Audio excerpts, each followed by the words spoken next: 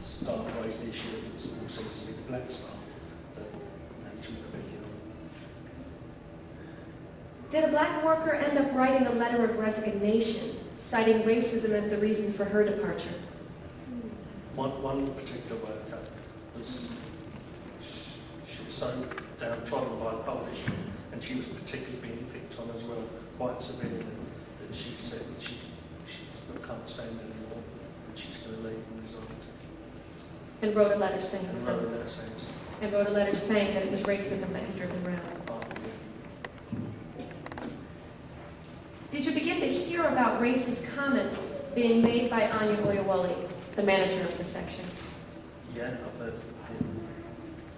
Did you, in fact, walk in on one such incident? I did, yeah. I walked on the end of the conversation. And what happened? I'd been out on duty that morning, and we're in an isolated building off Baker Lane, and when I came into the building, I was walking up the stairs, and I could hear a conversation, quite loud conversation, going on, and it was one of my colleagues remonstrating with Anya that she shouldn't be saying that. It's not the type of thing to say in this day and age. You know, there's equal opportunities and things like that.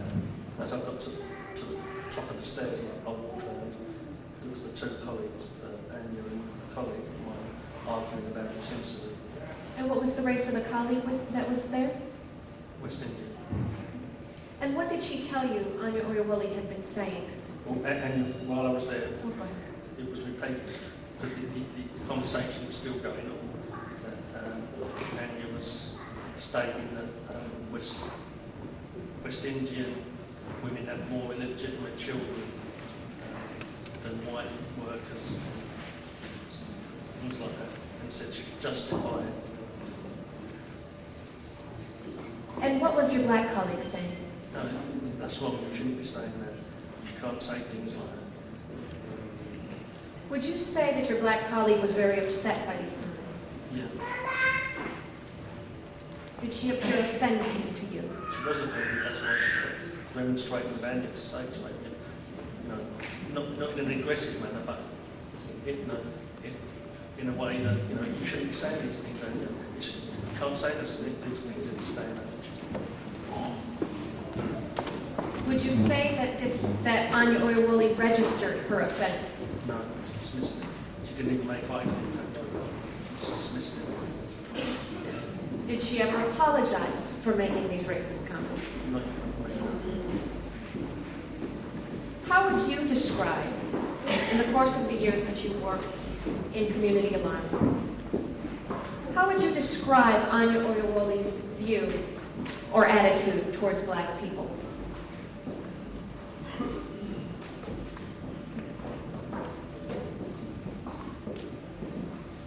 I think she would have black people work up in central control and in community alarms if they was the right type of black person, a subservient type of black person.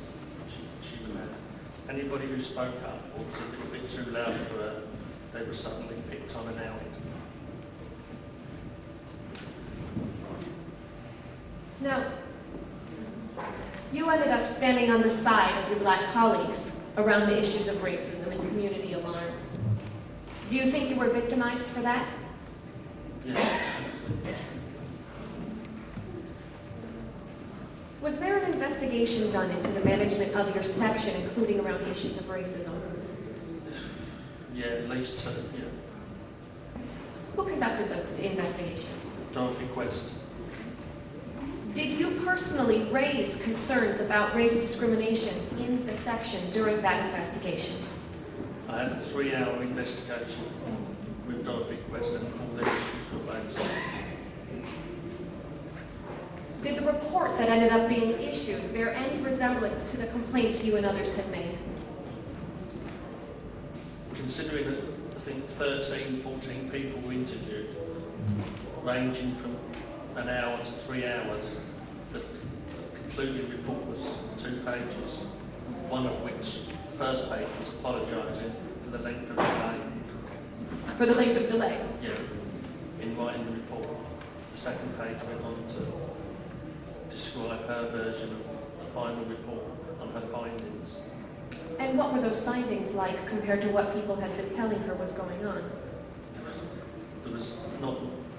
Wasn't a single issue that was raised in the recommendations or her version of the report. Why do you think that was? You can only conclude that she took part in covering up.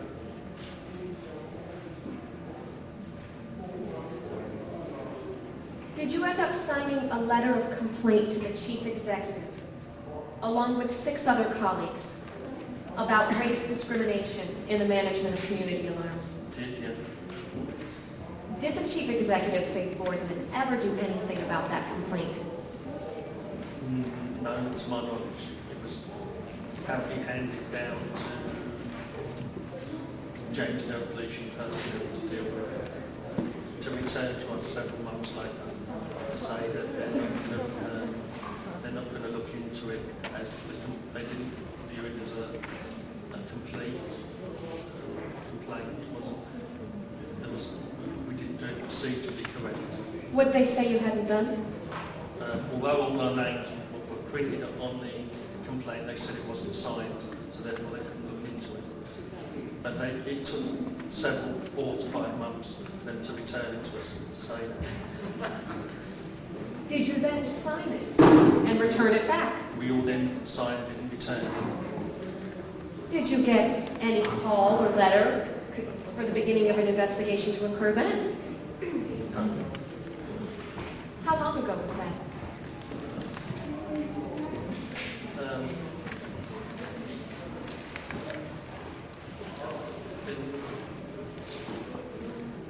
In 98, around 98, possibly. What the sign of the complaint with you? The one that went to the chief executive. That was last year.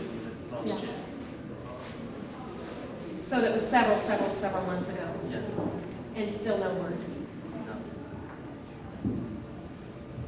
How do you think senior management viewed raising issues of racism? Senior management. I think it's something they're scared of. It's something they don't want to deal with it. It's too contentious, possibly. Did you get the sense, let me ask you a different question first. Do you think management used racism in any way against the workforce?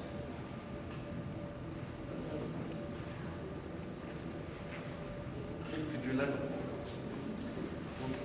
How did racism in the functioning of the section affect relations between the staff? It split the staff into 2 groups, actually. Can you describe what that means? Into those who were willing to stand up and not be treated in a certain way, and others who was willing to maybe keep their head down and knuckle down and not see anything. Do you think that's a right way to run a section? Definitely.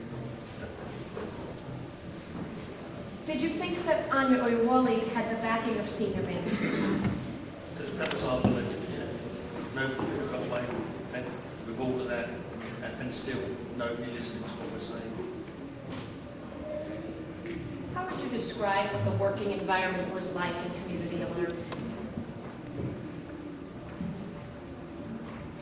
It was hell on a day-to-day basis.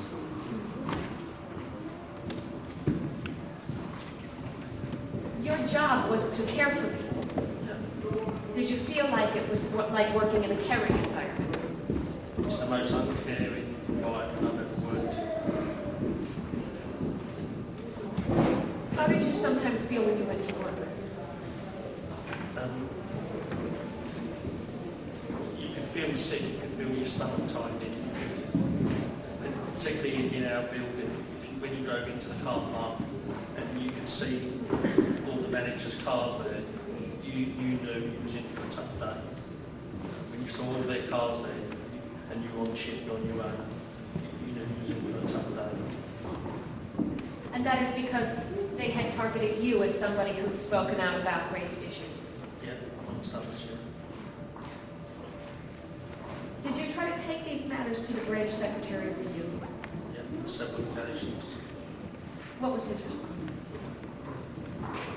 One incident doesn't make, a racist complaint.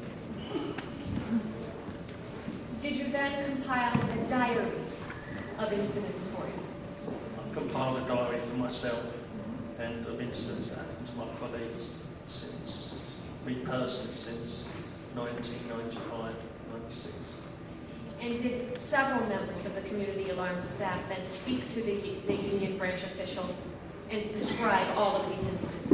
On many occasions, yeah. Anything come out of that? No. They actually encouraged us not to put the complaint in. Why did they encourage you not to complain? Who knows? I don't know. But we was encouraged not to put the complaint in. And by putting the complaint in, the union washed its hands of us by saying they wouldn't back out the complaint at all. Left us dry. Do you feel betrayed? Of course.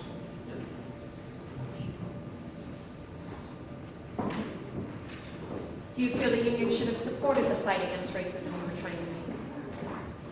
I think it's their duty to do that.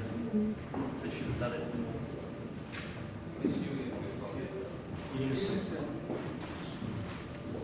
I know a lot was done to you that was very wrong, and we don't have time to go into all the things, and we could literally be here for 3 days and just going through the litany of attacks on you alone. But I want to concentrate on some specific areas of mistreatment of you and attempts to thwart your ability to represent the workers. Did you find that your work assignments were given to you in a way that victimized you?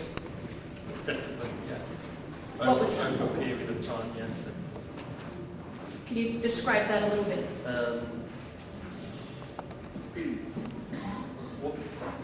We might have 5 staff on in the day, 2 in the afternoon and 2 in the evening. In the day, the staff would be encouraged not to do anything and to save the work up. And when I came on, it was specifically left for me. Initially left for me on my own. And when I started to complain more to Dorothy Quest and to Patsy Aduba, it suddenly then got changed to me and the person who I'm on shift with. So not a lot of people wanted to work with me.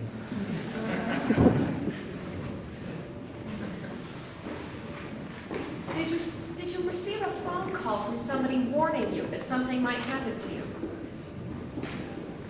I was on a final little warning through one of the incidents that, what happened.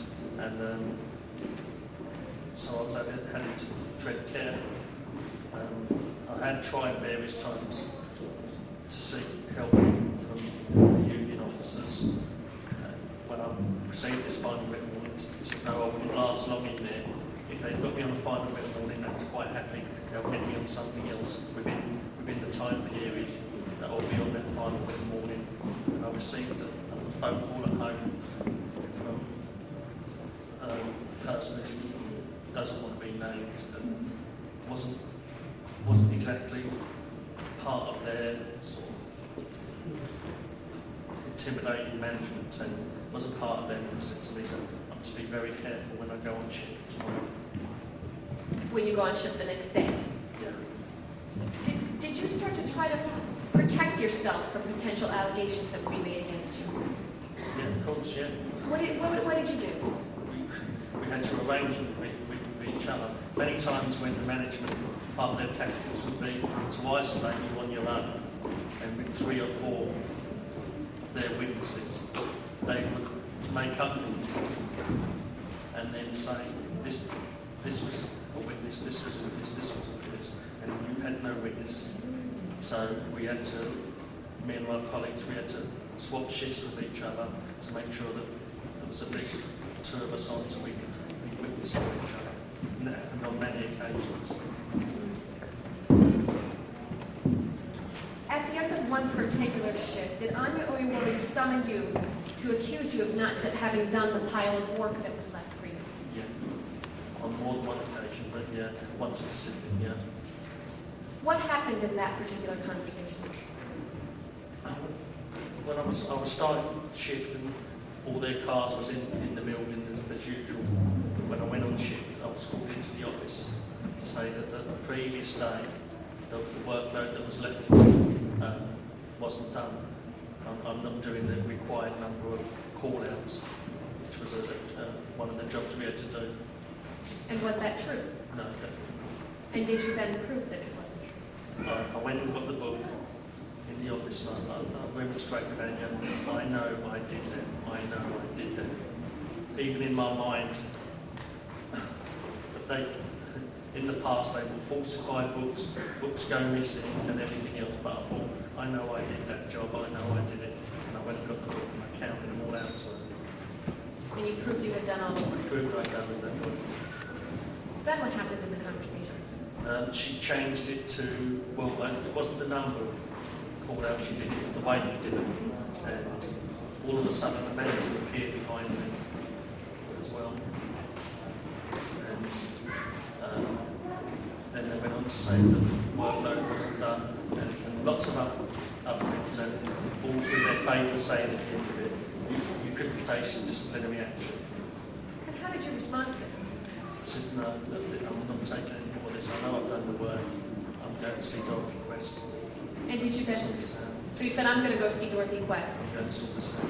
This can't go on.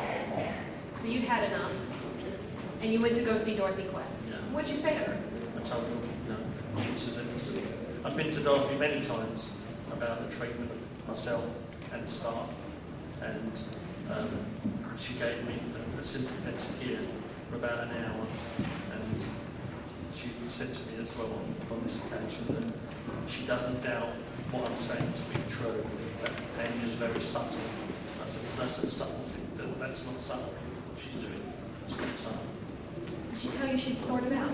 She said, yes, leave it with me, I'll sort it out. Then what happened?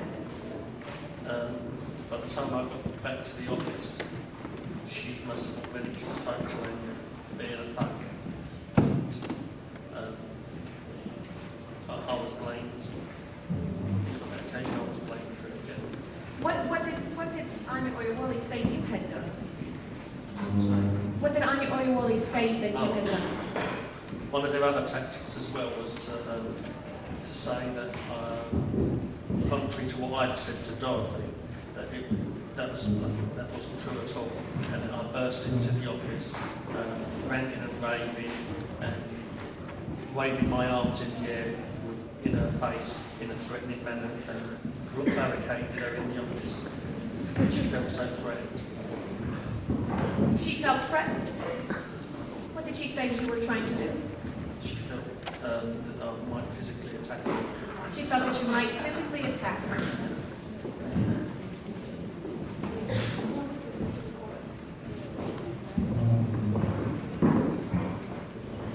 But luckily for that situation, luckily one of my colleagues was on shift with me, and so when it came to any type of investigation, I had a witness and the case was dropped and nothing was heard of it. Now, when you were summoned into her office, did you feel like she was trying to intimidate you? Of course, we've got two managers, two supposed managers to manage the staff. Why would Anya be pulling me on day-to-day workload? Why would she make her way from 2 to 7, way up to 8 to 8 to pull me on my workload? We've got two managers. She made a special visit.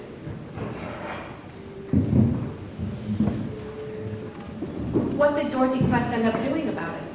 Nothing. Did you feel like she had covered for Anya Owolade? It got to the stage where I don't think she covered, she colluded with it. There's nothing that you can say. I don't know what you can say.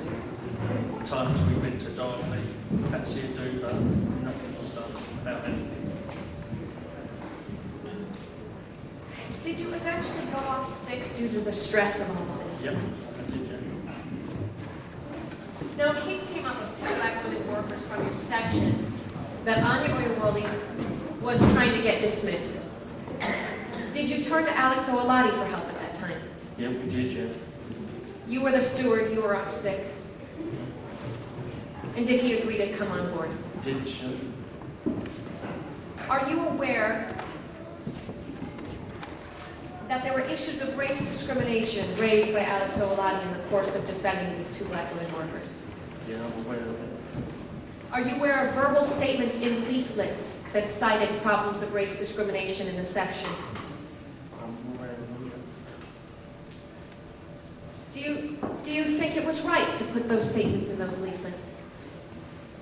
I didn't see anything that was untrue in the statements. Are you surprised that Alex Owolade was then accused of harassing this white manager by putting these statements in leaflets?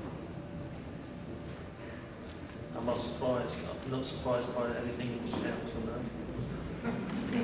They can turn anything on its head. Did it remind you of when you had been called into the office and then you had been said to be threatening her? It's the same sort of tactic that Anya would use all the time.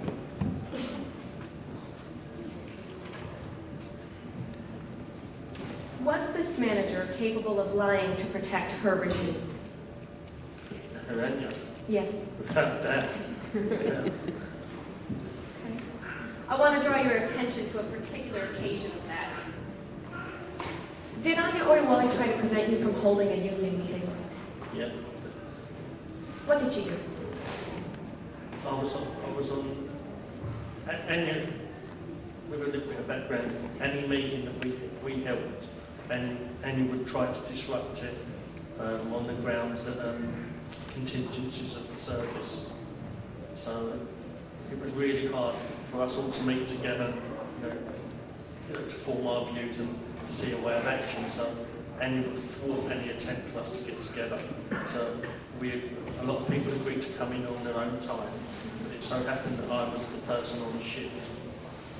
So it was with the agreement that should I be needed, I would have to leave the meeting. But we had 2 staff on plus a manager, 3 staff on shift. So there should have been 1,000,000 to 1 chance that I would be called out of the office, possibly more than 1,000,000 to 1. And then what happened? I was called out of the office. And how did that get arranged? When I approached the manager who was on duty, who was more in Poland, I said to her, why are you disrupting the meeting? Why are you doing this? And she said, it's part of your duties. There's an emergency. There was 2 emergencies to attend to, and the staff had to go out and you have to cover. Did you learn that this was false? Well, I worked in central control from '93, so I looked in the book to the 2 emergencies. The staff went out. One happened at 6:15 and one happened at 6:17.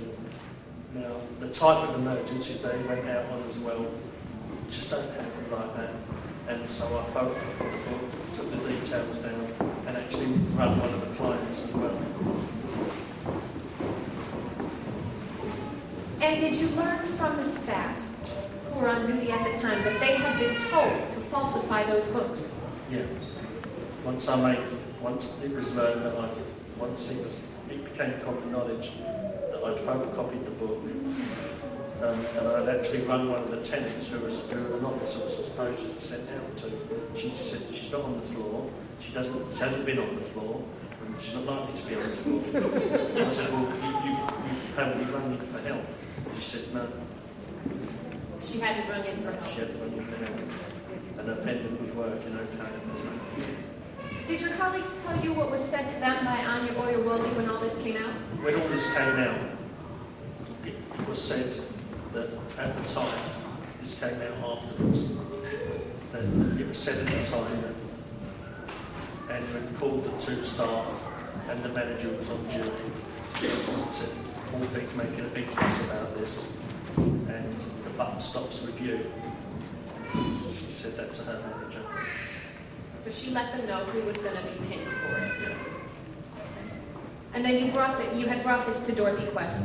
Yeah. Did one of those workers then write a signed letter that was given to Dorothy Quest saying they had been told to falsify the books? Yeah, one of the workers said that she had enough of all this carry on, and that no problem. She wrote a statement to say that she was told to go out in no uncertain terms, that meeting will not go ahead. She's to go out on an emergency. It doesn't exist. And was anything done to this manager then? No. Now, let me just ask you this.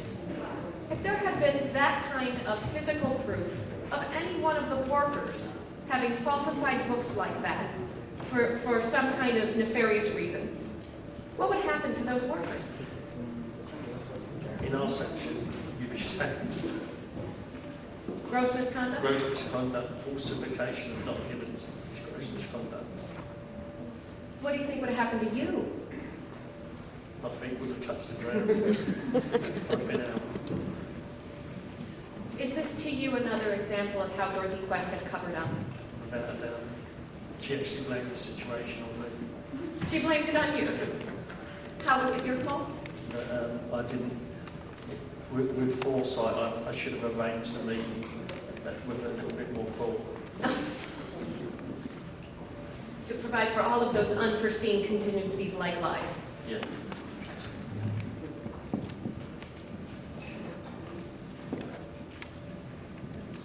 Now, you were eventually told while you were off sick that the section would be closed down. What kind of a deal was offered to you at that time? Enhanced redundancy. And what were the conditions of the enhanced redundancy? That we would have to drop our complaint. That you would have to drop your complaint of race discrimination?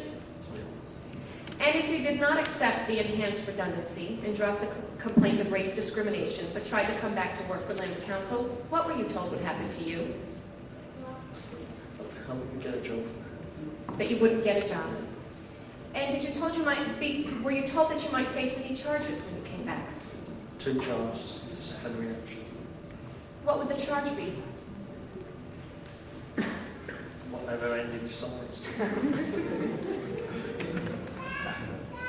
The last day I had in work, and I left the table with Anya, was that I would be facing disciplinary action, and that would be when I returned.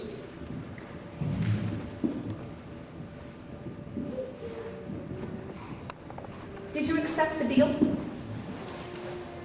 Not at the time, no. Why didn't you? We struggled for a long time in central control. We had a lot of things happen. A lot of people come and go, good workers come and go. And we didn't accept the deal because we wanted to be heard. We wanted the council to stand, to listen to what we have to say, to deal with these people. If not for us, some of the managers are still there now. What was the final resolution of your complaint of race discrimination? What do you mean? Was it resolved? It hasn't been resolved. Did you end up parting with the council Yeah, in February of this year? this year I left the council. How many years did you work there? 12 years. What was the impact on you and the other people who were caught up in all this?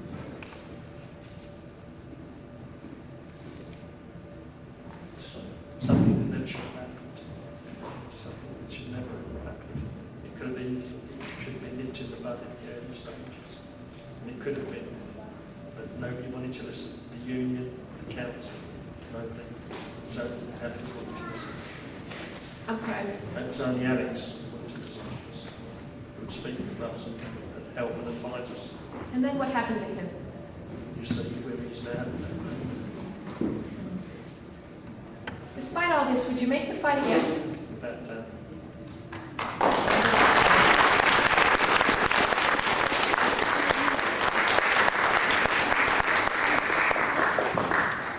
Why would you do that? It's wrong. It's wrong what happened to us. But they're not only colleagues, they're not friends. It's wrong. Even though we've left the council, we're still friends. People should be treated like that. Anyway. And definitely not in equal opportunities. Supposedly equal opportunities. Employer, definitely. And that's why you made the stand and you'd do it again? They'll do it again. Okay, thank you.